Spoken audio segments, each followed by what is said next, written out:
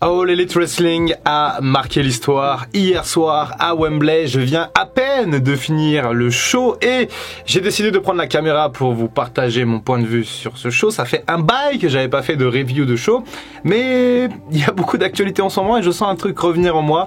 On verra comment ça se passe dans les prochaines semaines. Demain, on parlera de CM Punk. Sans doute que vous avez eu l'information sur ce qui s'est passé dans les backstage All-In, mais aujourd'hui, on va rester 100% concentré sur le catch. Alors pour une fois, j'ai regardé le pré-show puisque dans le Zero Hour, il y avait le match entre les champions de la Ring of Honor et l'équipe composée de Adam Cole et MJF, et il est bien question de ça. Je pense que je vais faire cette semaine une vidéo dédiée à la rivalité, oui et non, entre MJF et Adam Cole, puisque j'en ai beaucoup de choses à dire. J'ai pris beaucoup de notes cet été, j'ai pas eu le temps de faire de vidéo, mais je pense que je vais faire un petit récap de ce qui s'est passé parce que pour moi, tout simplement, c'est la meilleure storyline de l'été. On y reviendra à la fin de cette vidéo. On commence avec un banger direct, Samoa Joe contre CM Punk. Samoa Joe qui n'avait jamais perdu contre CM Punk jusqu'à il y a quelques semaines, le tournoi pour la coupe d'Owen Hart, et du coup une rivalité de plus de 20 ans qui reprend. Et quelle ambiance pour ce début de match! Oh là là, j'étais comme un dingue.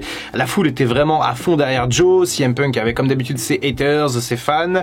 Il en a joué beaucoup, il a beaucoup joué avec le public, et eh bien je me suis quand même dit, quand le thème de CM Punk a résonné, eh bien ça fait quand même bizarre de voir CM Punk revenir catcher comme ça dans un stade après toutes ces années. Ça fait quelque chose. On reparlera de CM Punk demain. CM Punk qui encore une fois gagné ce match, donc il conserve son fameux Real World Championship. Voilà, c'est mieux dans ce sens là. Donc en fait CM Punk estime qu'il est toujours champion de la WWE puisqu'il n'a jamais été battu pour cette ceinture. On va certainement avoir une rivalité entre MJF et CM Punk dans les prochaines semaines, les prochains mois, et je dois dire que je suis assez impatient de voir ça si jamais ça se concrétise. Le Bullet Club Gold avec Konosuke Takeshita du coup contre The Elite avec Hangman Page et Kota Ibushi.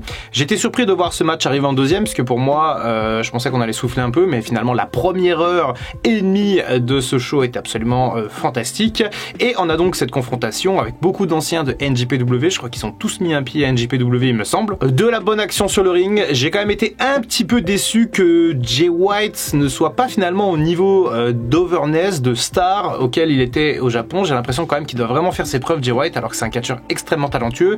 J'ai pas eu l'impression que le public de Wembley ait eu les références par rapport à sa rivalité contre Kota Ibushi au Japon. Mais sinon sur le ring c'était vraiment fabuleux, super. Kenny Omega avait vraiment, il avait vraiment la foule dans sa poche, il a pu donner tout ce qu'il avait. Hangman Page pareil, et au final The Elite a encore perdu un match. Ça commence à faire beaucoup de défaites il me semble pour The Elite, et eh bien de leur côté le Bullet Club Gold et notamment Jay White et Juice Robinson semblent monter en puissance. Donc à voir ce qui va se passer pour cette équipe dans les prochaines semaines, les prochains mois. En tout cas, je pense que Tony Khan souhaite prendre son temps avec cette équipe pour potentiellement les mettre dans les spots un peu plus importants d'ici à l'année prochaine. Un jour, le Revival affrontera les Young Bucks et ce jour-là sera légendaire. C'était prémonitoire à l'époque quand Dax et Cash étaient du côté de la WWE, et aujourd'hui on est sur notre troisième confrontation, je crois, entre FTR et les Bucks, considérés comme deux des toutes meilleures équipes du monde. Il y a les Usos peut-être qui doivent venir dans la balance, mais globalement FTR et Young Bucks, ça fait partie du gratin du catch par équipe. Et encore une fois, on a eu un match véritablement super. J'ai adoré le petit hommage effectivement de FTR pour Bray Wyatt, pour Brody Lee et pour Jay Briscoe. C'était vraiment très très touchant encore une fois. Et les deux équipes étaient extrêmement over. On a eu de la bonne action sur le ring, ça ne s'est pas arrêté une seconde, et on a eu un match de 20 minutes assez court par rapport au talent des deux équipes. Donc pas assez de temps peut-être pour en faire un classique, mais en tout cas on a eu véritablement une action à couper le souffle sur le ring, et les trois premiers matchs étaient tout simplement géniaux. Alors je ne vous cache pas que j'ai un peu moins aimé le Stadium Stampede match. C'est pas vraiment mon genre de match préféré, je l'ai déjà dit plusieurs fois. J'aime pas trop quand ça part comme ça dans tous les sens. À un moment donné j'ai vraiment flippé quand Penta a pris le pile driver et commencé à convulser. Je me suis dit waouh, les cervicales, la nuque cassée. Je suis même allé voir vite fait sur Google actualité Penta sans trop me spoiler pour voir, mais il y avait rien. Et après effectivement j'ai vu qu'il était revenu sous sa deuxième forme, Obscuro, du coup son frère un peu plus démoniaque, et donc tout ça c'était du storytelling, c'était du kayfabe, et tant mieux parce que on ne souhaite jamais que les catcheurs soient blessés. Fatal 4-Way pour le titre féminin de AEW, et l'heure de gloire pour Saraya, bien entendu chez elle à Londres dans le stade de Wembley, qui a pu battre ses adversaires pour récupérer le titre de championne. Elle a battu Toni Storm d'ailleurs, elle a fait le pin sur Toni Storm pour récupérer la ceinture, et forcément grosse émotion, même si encore une fois pour une régionale de l'étape, j'ai pas eu l'impression qu'elle avait eu une grosse réaction. Après, il faut remettre un petit peu les choses dans leur contexte. On est à Wembley, 80 000 personnes dans un stade ouvert, donc effectivement en termes d'acoustique et de bruit, toutes les réactions étaient un peu plus light, puisque tout simplement ça se dissipait un petit peu dans l'air, ce qui n'est pas le cas dans une salle fermée. Sting et Darby Allin ont battu également Swerve Strickland et Christian Cage dans un match aussi très bon. J'ai bien aimé, j'ai adoré les entrées et notamment l'entrée de Darby Allin et Sting sur Seek and Destroy de Metallica. J'ai vraiment adoré. Après, Swerve est rentré également sur une chanson de rap que je connais pas trop avec DJ Wookid. Le match était assez bon, assez intense comme d'habitude. Darby Allin y est allé de ses descentes, de ces espèces de plats du dos, de ces trucs un peu bizarres qu'il fait, et il aime bien se fracasser, Darby Allin. Et encore une fois, un match plutôt pas mal. Alors j'ai l'impression qu'il y a un chien qui vient d'arriver quelque part autour de mon bâtiment, puisque j'arrête pas d'entendre japper. Je sais pas si c'est le cas pour vous. J'espère que ça s'entend pas dans la vidéo, mais on va pas s'empêcher de parler de catch pour un clébard qui boit. Un autre régional de l'étape, et quel régional de l'étape, puisqu'on parle de Will Ospreay, un autre anglais qui affronte Chris Jericho dans une bataille des genres assez intense, assez sympathique, même si encore une fois je pense qu'ils auraient pu peut-être aller plus loin dans le déroulé de ce match. En tout cas, les entrées encore une fois absolument fabuleuses, toutes les entrées presque de ce show étaient géniales. Chris Jericho qui chante son propre thème avec son groupe qui joue derrière, mais ça c'était fabuleux, c'était vraiment génial. Encore une fois, l'acoustique était un peu moyen, ça aurait été dans une salle fermée, il y aurait eu plus d'impact peut-être sur les spectateurs, mais en tout cas l'événement était incroyable, et franchement plus ça partait dans le show et plus je me disais j'aurais vraiment dû aller à All In, parce que franchement je loupe quelque chose. Malheureusement j'ai pas pu aller pour plein de raisons, mais ça a été annoncé à la fin de ce show, l'an prochain All In 2024 à Londres. Je pense qu'il y a moyen que vous me voyez là-bas. Will Ospreay a donc gagné ce match plutôt atypique, cette confrontation de style, et il confirme un petit peu son statut de véritable force en présence, que ce soit du côté du Japon ou du côté de All Elite Wrestling. Un match trio du coup pour les titres trio entre les champions, la House of Black, avec un petit hommage à Bray Wyatt encore une fois avec la petite lanterne. J'ai beaucoup apprécié vraiment. On sait que Malakai Black a été très impacté par le décès de Bray Wyatt, puisqu'ils étaient, je sais pas si c'était assez proche, mais en tout cas Bray Wyatt avait beaucoup discuté avec Malakai à l'époque sur notamment son personnage un peu dark, et du coup l'équipe challengeuse c'était The Acclaim, forcément avec Darius en matière de troisième compétiteur dans l'équipe, et bien finalement c'est The Acclaim qui a remporté ce match. Un match encore une fois, c'était pas extraordinaire, c'était tout à fait passable, c'était pas l'un des meilleurs matchs de la soirée, mais au final The Acclaim a gagné. Ils ont fait le Scissor Me face à 80 000 personnes, la foule était heureuse, et bien c'est tout ce qui compte. Adam Cole baby face à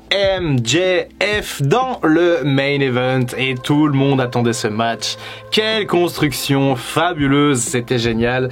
Vraiment, j'ai pas regardé tous les épisodes de Dynamite cet été parce que j'étais beaucoup parti à droite à gauche, mais à chaque fois que je voyais une vignette, notamment sur Twitter, encore une fois merci Univers Catch qui traduisait et qui nous mettait les promos, et bien j'étais totalement comme un fou, comme un gamin qui regarde son dessin animé préféré. Bref, cette histoire entre MJF et Adam Cole était fabuleuse cet été. Je ne pense pas qu'elle soit terminée. Concernant le match, du coup, on a eu un MJF qui était un face tout simplement, qui catchait propre, qui voulait pas faire trop de vagues, et un Adam Cole qui était de plus en plus impitoyable. On sentait qu'Adam Cole avait embrassé un peu le rôle du heel dans ces matchs et qu'il était véritablement déterminé à récupérer la Triple B, la grosse ceinture de MJF. Et au final, on a eu un match vraiment que j'ai trouvé génial en fait. En termes de dans l'action dans le ring n'était pas toujours fabuleuse, il n'y a pas eu des prises de dingue, mais il y a eu beaucoup de storytelling. Je pense véritablement que AEW s'est vraiment inspiré de la storyline de la Bloodline qui a été faite durant les derniers mois pour finalement créer un petit peu la même chose lors de All In, et effectivement j'ai l'impression que ça a vraiment fonctionné. On a eu cette histoire de double pin avec cette relance du coup qui n'avait pas été acceptée par MJF lors du premier combat, mais là cette fois-ci ça a été relancé. Ensuite on a eu le spot de la chaise, on a eu Roderick Strong qui est arrivé, et finalement MJF a surpris Adam Cole grâce à un roll-up, il a remporté le match, et là à ce moment-là j'étais en panique totale parce que je ne voulais absolument pas que l'un des deux tourne. Je veux vraiment que Adam Cole et MJF restent ensemble. Franchement ça me briserait le cœur que l'un des deux tourne sur l'autre, ils forment une telle équipe que aujourd'hui, même si Adam Cole n'est plus dans les plans pour le titre AEW, je pense que là il a loupé, il avait ses deux opportunités, il a loupé sa chance entre guillemets, mais il va peut-être pouvoir assister MJF, peut-être contre CM Punk à l'avenir, et ils vont pouvoir continuer un petit peu leur storyline, leur amitié, et Dieu sait que les fans adorent ça. Il y a eu toute cet aftermatch avec MJF qui prend un peu Adam Cole comme un grand frère, qui lui dit mais c'est nous qui compte, c'est pas ce titre, on s'en fout de ce titre, on est champion par équipe en plus de la Ring of Honor. Et ce moment où Adam Cole tient cette ceinture et a 2 doigts de la fracasser sur la tête de MJF et où tous les fans crient no, no, no, et finalement Adam Cole qui jette cette ceinture et qui enlace MJF, qui lui fait un gros câlin. Et là franchement j'ai dit bravo AEW, ils ont réussi à mettre la petite larmette un peu dans l'œil, vraiment l'émotion positive, ça fait du bien. Après encore une fois le week-end qu'on a eu et notamment le décès de Bray Wyatt dont j'ai parlé un peu plus tôt dans la journée, et là ça fait du bien d'avoir véritablement des émotions positives, d'avoir du bon catch, et franchement eh bien bravo à AEW parce que clairement là j'ai l'impression que c'était un peu le apogée finalement par rapport à ces 4 années, ce premier All-In en 2018, mais ça fait même 5 ans du coup, et 5 ans plus tard, d'ailleurs cette petite stat amusante que MJF avait fait l'opener de All-In en 2018 et avait perdu, et là il fait le main event de All-In 5 ans plus tard et il remporte le titre, enfin il conserve son titre de champion.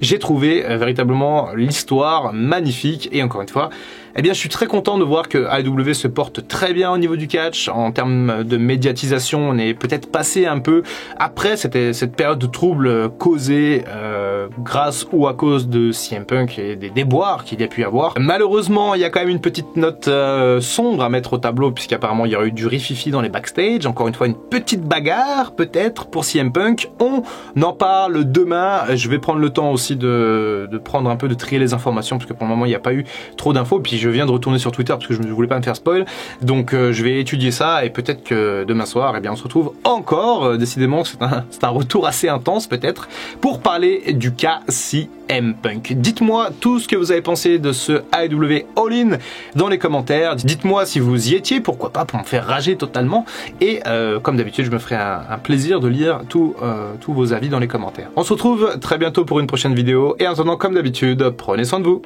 I can feel the blood creeping up from the heathens. Got will, got fight, got pride, got reason. If they wanna go eat, then you know I'm gon' feed them. If you're coming for me, hope you're ready for a demon.